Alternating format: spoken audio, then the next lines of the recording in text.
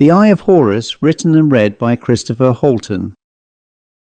Mirius House sits, as it has since 1890, atop a hill, looking serenely out over the undulating fields and the gentle folds of the surrounding hills of this quiet part of the Suffolk countryside. From all four sides and from every window, and through every season, each side tells a different story, in continuity with its landscape and history. The house was structurally rather bland in character. It possessed none of the pomp of grander houses built to impress, because its builder, Sir John Moorcroft, very much preferred his own company, and lacked the social skills one would have expected of a man of his class. But the property did possess one unique feature. It had a huge rotunda dome built into the arched tiled roof, a somewhat disproportionate affair, but one which suited his purpose admirably, as he chose this position for its unique panorama, where he would often sit alone contemplating and peering unobtrusively at the lives of the people who lived on the land below. Their daily dramas, their struggles, and their lives as a whole were no secret to this unobtrusive onlooker, and he would keep a diary as a record of their daily routines, which he sometimes smugly gloated over when inclement weather reduced visibility. Sir John lived in this manner for some 10 years, when eventually he was found dead under the most extraordinary of circumstances on farmland some 2 miles away, and in a small valley overlooked by his monstrous pile. Discovered one morning by farm labourers after the wheat had been cut, he was dressed in his evening gown and cap, with a look of stricken terror frozen into his twisted face. The local doctor, Adam Fosdyke, assumed that at 80 he had wandered out confused in the night, where he suffered a heart attack and died. I, James Moorcroft, as his sole heir and nephew, inherited the house and surrounding acres of farmland, and moved into the house some 2 months later to arrange for the entire estate to be sold at auction, as it was surplus to my needs. The property was, to put it mildly, in something of a state, because many bedrooms were dust-laden tombs with barely a stick of furniture within them. The windows were layered with dust, and the frames were peppered with the corpses of dead insects. Plaster on the walls and ceilings showed signs of distress from poor maintenance. There prevailed a certain miasma in the atmosphere in these rooms, intangible, yet palpably prevalent. Save for one room on this floor, the bedrooms were in poor condition. The exception was the master bedroom, which remained in perfect condition, having served as Sir John's own, although he mostly preferred to sleep in a makeshift bed inside the rotunda. Staff at the house were minimal, consisting of a cook, 2 cleaning maids, and they seldom bothered him. There were no gardens to speak of, as all available land surrounding the house was used for grazing sheep and cattle. The ground floor of the house, consisting of 8 rooms in total, was furnished and kept in good order. I went through each room, removing anything personal to the family, and had a local auctioneer engaged to catalogue the inventory for the auction in a month. But before all of this could take effect, I had to clear the huge rotunda on the roof. Access was surprisingly via a narrow staircase, from which one could see 2 large double doors leading into the rotunda. Inside was bright and airy, with 8 glass-panelled rounded windows, each fitted with a large brass telescope. Such an unusual array was reminiscent of the gun deck of an old warship, with comfortable chairs arranged side by side for relaxing while spying on the world outside. The rotunda was in good condition overall in terms of its weatherproofing, but it was messy inside, with piles of diaries stacked on one side and an old, dusty red velvet curtain drawn across where his camp bed lay. It had no conveniences to speak of, and this was underscored by a rather smelly mahogany commode chair, which, when lifting the pot lid, contained a now dried crust of effluence, which was his only toilet, and would have necessitated emptying daily. Conditions were, to say the least, very Spartan. The many glass panels must have made the space intolerable in extremes of weather, an exposure Sir John appeared either not to notice or not to care about. I found it uncomfortably warm and had to open some windows to improve ventilation. However, despite these inconveniences, I spent some time sitting in some of the 8 telescope positions, looking at the day-to-day life of the landscape around the rotunda, and to a degree I could appreciate the interest that my uncle obviously enjoyed. But this was a minor distraction as I ordered my staff brought in to assist with the clearance, the removal of the leather-bound diaries, the disposal of the commode, and much other detritus left by him. Later that evening, while sitting in the library, I perused the diaries, which spanned many years and contained many anecdotes from his observations of the world around him. Much of it was, to say the least, rather mundane and read like a log entry of some covert police observation. Indeed, there were occasional snippets of people's lives that had a borderline interest for me, and he clearly was a very observant fellow, given the detail shared in each report. But the monotony of it all was starting to bore me. However, I had a curiosity for the last months of his life, which may have rendered a clue as to how and why he ended up deceased in a field from a heart attack, and it was these entries that sparked my interest. In earlier entries, I saw that 6 months before his death, he replaced one of the rotunda's telescopes. Apparently, while cleaning a misty lens, he dropped and broke the glass and was able to furnish a replacement from the estate of a local stargazer, a retired cleric named the Reverend Dr. Goodfellow. Of a similar design to the brass ones he already possessed, it seemed a perfect replacement. And so I meandered through the daily text entries until weeks before his death, when he wrote of a strange occurrence espied through this telescope, and here I will share the entries as written. May 10th, 10:30 a.m. Whilst looking through telescope number 4, I saw where previously I had recalled just a large empty cornfield, a small white thatched cottage with smoke arising from a rickety brick chimney. From the brown weather-stained door, I saw a woman dressed in an unusual costume carrying clothes, which she washed in a stone trough with water pumped from a well. After half an hour, she went indoors. I then went to this point in the field on foot, and found traces of brick and tile but no house. This does not make sense.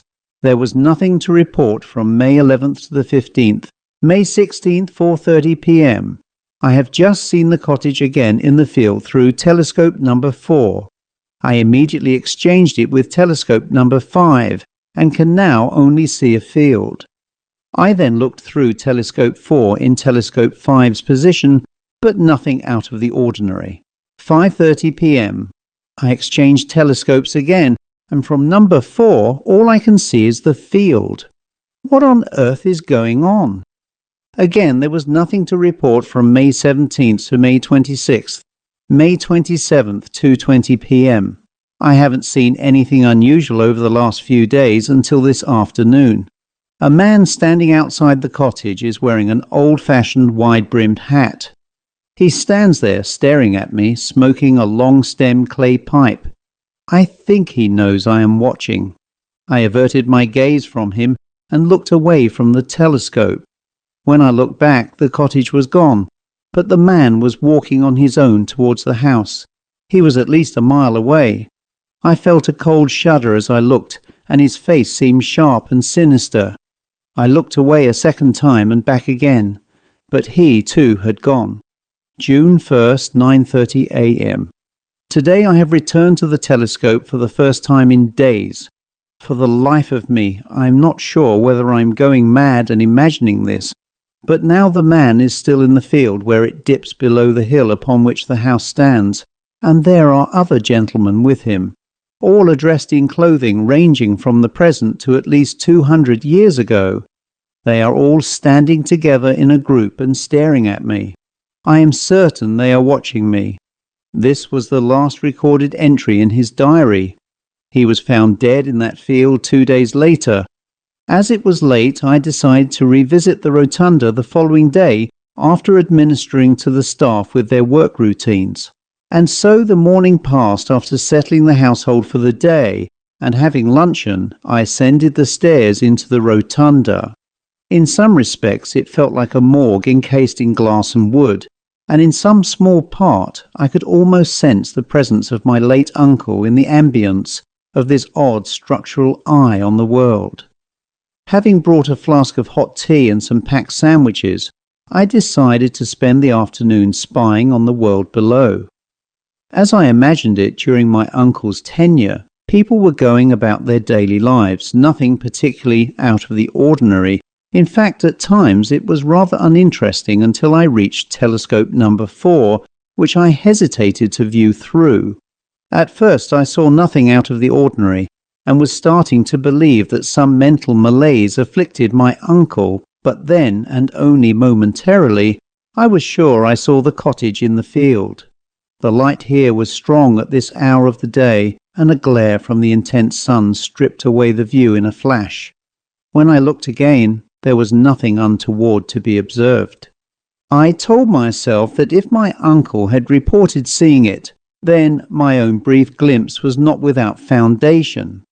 Yet I could not discount the possibility that his diary had quietly shaped my expectations. I resolved for the present to let the matter rest until something occurred that could not be so easily dismissed. And so I passed to the other telescopes and enjoyed an hour overseeing the landscape, which revealed a variety of everyday countryside events, such as gathering corn stacks by farm workers, a woman with her daughter picking blackberries, and the pensive look of a herd of deer looking cautiously out into open fields from the shaded confines of a wooded glade. Eventually I returned to telescope number 4, and this time I saw what looked like a man standing in the field, staring towards the rotunda. He was exact to my uncle's description, and appeared to have a smirk on his face as he stood silently. I again pulled away from the vista afforded by the telescope, and returned a few seconds later to discover the field was once more devoid of any human activity. By now I was very curious about this telescope, and removed it temporarily from its fixture to examine it more closely in the light of the rotunda glass. It was clearly of some age, its body marked by minor dents and bruises, and bore the unmistakable polish of long handling. Affixed to it was a small circular plate, its inscription much faded. I held it at an angle until the letters resolved themselves. Robert James made me, Anno Domini 1710. Recalling from the diary that the telescope had been acquired from the estate of the late Reverend Dr. Goodfellow, I resolved to investigate its provenance further by consulting the local solicitor, William Masefield, who lived nearby in Hambleton, and had almost certainly handled the cleric's affairs. After speaking with him by telephone, he confirmed that he had indeed administered Dr. Goodfellow's estate, but could offer no information regarding the disposition of his possessions, instead directing me to Frobisher and Company, the auctioneers, who had coincidentally been engaged to dispose of my uncle's effects. As I already had business to discuss concerning my uncle's estate, I drove over to their premises in Hambleton, a former dairy converted into warehouse storage and auction rooms. There I met Francis Frobisher, the proprietor, a man in his late 50s with thinning grey hair, whom I found in the warehouse wearing a brown dust coat, assisting with the unloading of a recent acquisition.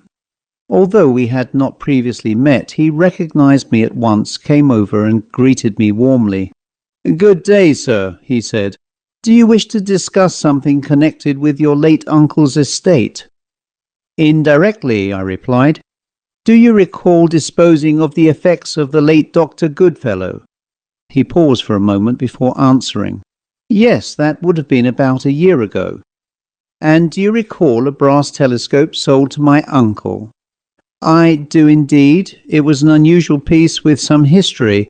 I believe it was made by a man named James, early in the 18th century.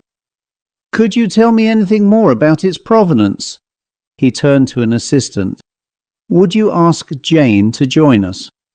Then, returning his attention to me, he added, "Jane is my daughter and a trained historian. She prepared the original catalogue entry for the telescope. If anyone can tell you more, she can." A few minutes later, we were joined by a confident young woman in her late 20s, with short blonde curls and a blue dress. She introduced herself as Jane Frobisher and asked, "How can I help?" Her father responded, "Do you recall that brass telescope we sold by auction, Jane?" "Very much so. It sold for a premium, which does not the least surprise me, as it was made barely 42 years after Sir Isaac Newton's reflecting telescope in 1668, which was the first of its type." She paused briefly, then added, "I remember that there was a bidding war between Sir John Moorcroft and another chap, a Professor Dawkins, who was determined to possess it, but Sir John, being the wealthier, beat him to the bidding and won." I said, "Why was Dawkins so obsessed with owning it? I know for my uncle it was simply a replacement for one that he damaged, but I cannot understand why this chap was so determined." Jane replied, "I really don't know, but he was very disappointed that he didn't buy it, and left the auction room as a furious man." "This is all rather interesting. Do you have an address for Professor Dawkins? I would love to speak with him regarding the telescope. You see, I am trying to find out more about its history, and the fact that he desperately wanted to acquire it suggests that he may know its history." She looked at her father, who nodded in agreement, and she replied, "Well, he lives in Hazleton, about 10 miles from here. I will call you later if I may. I first need to speak to the professor to ask whether he is prepared to see you." That seemed reasonable to me, and I left Jane with my telephone number for the professor to call if he wanted to discuss this. Jane later rang me and confirmed that the professor is very interested in purchasing the item and asked whether he is allowed to call in to discuss the matter. I immediately agreed to his visit, and by prior arrangement through Jane, he visited me at Miria's house the following morning. Dawkins, a serious-looking fellow in his late 60s, was a retired academic with an interest in alchemical studies and formerly lectured in ancient history at Oxbridge. Immaculately dressed in a three-piece suit, white shirt and black tie, he epitomized the image of a respectable academic suited to his role as a professor. He spoke with knowledge and authority about the history of reflective telescopes. He believed that this relatively early device may have been built from the very first made by its inventor, the scientist Isaac Newton, in 1668. I was quite taken aback by his claim and said, "Forgive me, Professor, where is the evidence of this? Because to the world of science, this discovery would be quite amazing." He smiled and pointed to the nameplate which bore the name Robert James. "This, dear sir, is the evidence, such as it is," he said with a faint, uneasy smile. "Newton passed the telescope to James in 1668, intending that he attempt a superior replication. For reasons that have never been satisfactorily explained, James lost the device, and Newton was obliged to construct a second version in 1672. Contemporary accounts suggest the first was the better of the two, though no clear agreement survives as to why. By now my curiosity had quite overcome me. "And what reason was given?" He hesitated. "This is where matters become problematic. Some sources maintain that the original employed a lens of unusual provenance, said to have been taken from a statue of Horus. If the accounts are to be believed, it would have been the glass eye of the god, depicted, as you know, with the head of a falcon." "I was aware the Egyptians worked glass," I said, "but not to such refinement." "Nor is there proof that they did," he replied. "Yet Horus was associated with exceptional sight, with judgment, and with the sun's all-seeing aspect. Certain ritual texts describe the eye not as an object of worship, but as a medium, a means by which vision was extended." "And Newton?" Newton, he said carefully, devoted much of his life to alchemy and theology. He believed fragments of ancient knowledge had been lost or concealed. It is conceivable, though by no means provable, that he suspected the eye might offer access to such knowledge. Whether it ever did is another matter. And how might he have obtained it? He shook his head. That I cannot tell you. If such an object existed at all, it may have passed through many hands. Alchemists were not known for leaving records. So why are you, Professor, interested in acquiring it? As an Egyptologist, I have an academic interest in all matters connected to this ancient power, and as an academic, I would love to own something that might prove to be connected to Newton. As you can appreciate, Newton is a far more interesting figure than the simplified scientist remembered for theorizing gravity. He paused, looked at me, and said with a wide smile of anticipatory agreement, Anyway, would you have any objection to my looking through this telescope? It would be interesting to see what is supposedly so special about this particular device. As I have said, I am very interested in buying it should you decide to let this go. Mindful of my own misgivings and of its alleged connection to ancient Egyptian ritual, I was reluctant. Very well, I said, stepping aside.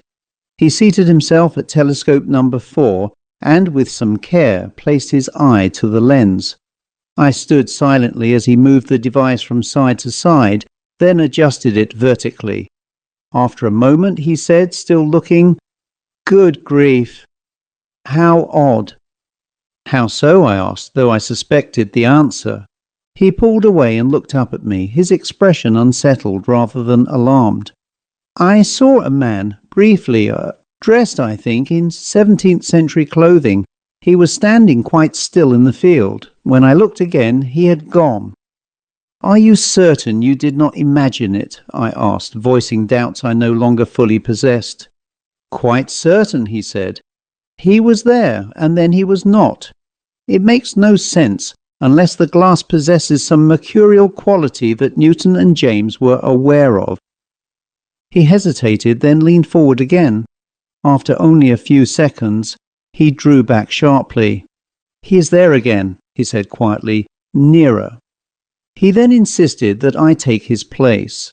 We exchanged positions and I placed my eye to the lens. At once I saw him, standing in the field exactly as described. This time, however, he removed his hat. Beneath it his head was balding, the remaining hair dark and unkempt. He inclined his head briefly in a gesture that could only be taken as deliberate. I pulled away from the lens at once. Yes, I said quietly, he is there. After a few minutes he placed the diary down and sat staring into the light from the window. When he spoke again, his voice was unsteady, though the resolve behind it was unmistakable. I have no doubt, he said, that what we saw is not benign. Whether it is connected to your uncle's death I cannot say, but the possibility is sufficient. I find I am no longer content to leave the matter where it lies. He paused, then added quietly, Some things, once glimpsed, do not permit indifference. Another aspect that troubles me, he said, is the cottage and the woman within it, and then on another occasion the group you described. I find myself wondering whether the cottage was merely a glimpse into the past, or whether those figures signify something beyond our capacity to recognize. I told Dawkins I would be away for several days on business and would contact him upon my return. The suggestion clearly displeased him, though after a moment he conceded that a week could make little difference. We shook hands before he left. His grip lingered a fraction longer than was customary, and when the door closed behind him, I then turned to making the necessary arrangements with the staff and left the following day. As with all plans, my intended week's absence stretched into 2 before I was finally able to return to the house. I did not contact the professor. Instead, I went directly to the rotunda. The atmosphere there had changed. It felt palpably heavy and for early August quite cold, despite the late summer sunlight pressing in through the windows. It was then that I noticed the chair at telescope number 4 had been moved. The instrument, which I had left neatly angled downward, was now pointing upwards. It was evident that someone unfamiliar with my habits had visited during my absence. I spoke with the staff who were adding the final touches to the house in preparation for its sale, asking whether any of them had to enter the rotunda while I was away. None had. However, one of the labourers recalled that while loading boxes into the back of a van, a man resembling the professor had arrived one afternoon and wandered into the house. He recognized him from our previous meeting and, noting his casual manner, assumed he had permission to enter during my absence. I resolved to say nothing until I had the opportunity to speak with Dawkins directly. That opportunity presented itself a few days later, when he arrived at the house unannounced and plainly eager to see me. I did not invite him to sit. "You entered the house while I was away," I said, "and you went into the rotunda." He attempted to soften the matter with an air of easy charm, admitting that he had acted improperly, though insisting he had caused no harm. "No damage, perhaps," I replied, "but harm is another question. I have since been in the rotunda. The atmosphere there has altered, and not for the better. So I ask you again, what were you doing?" His manner changed. He lowered his voice. "He came into the house," he said. "It was near dusk. I was looking through the telescope when I heard him ascending the wooden stairs to the rotunda. As the door opened, I pulled away from the viewer, and the sound of footsteps ceased. He was gone."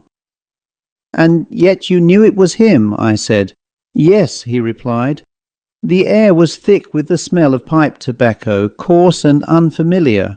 I searched the stairs and the landing, but no one was there. Still, I am certain his presence remained in the house." Neither of us spoke for a moment. Then, without discussion, we returned to the rotunda. I looked first. At the outset, there was nothing of note, only the familiar stretch of field. Then a sudden darkness passed across the aperture, as though something had momentarily eclipsed the light. When it cleared, they were there. The man with the pipe stood among others, all gathered in the field below. They faced the house. Several raised an arm and pointed. Their expressions were vacant, their attention fixed. Among them was one figure whose outline I recognized too readily, though I could not bring myself to name it. A chill passed through me and I pulled away. I stepped aside and Dawkins took my place. He did not look for long. "They are there," he said quietly, "all of them, and they are pointing." I drew him away from the instrument at once and told him to leave the rotunda and never to return without my express permission. Whatever this thing was, we had gone far enough. He agreed, though reluctantly, and as he turned to go, he said, "You must see what this represents. Not superstition, discovery. Think what it would mean if such a thing were properly understood." "You misunderstand entirely," I replied. "This is not a matter for understanding. It is a matter of restraint. I will have no further part in it." With that, Dawkins left. I remained seated for some time afterward, considering what was now to be done with the telescope. Its age and provenance alone would have rendered it an object of considerable interest, perhaps even importance. Yet whatever its origin, I could no longer regard it as a neutral instrument. I withdrew it from the auction and resolved that it should pass into no other hands. A few days before the sale, I arranged for all the telescopes to be removed from the rotunda. Number 4 was placed in off-site storage at the auctioneer's until I could determine its ultimate disposition. It was historically significant enough to destroy, yet too dangerous to retain. That decision was rendered moot when the auctioneer's staff later reported that the telescope was missing. I returned at once to the rotunda in case it had been removed back there by Dawkins, of whom I reasonably suspected had taken the telescope. But its mounting stood empty.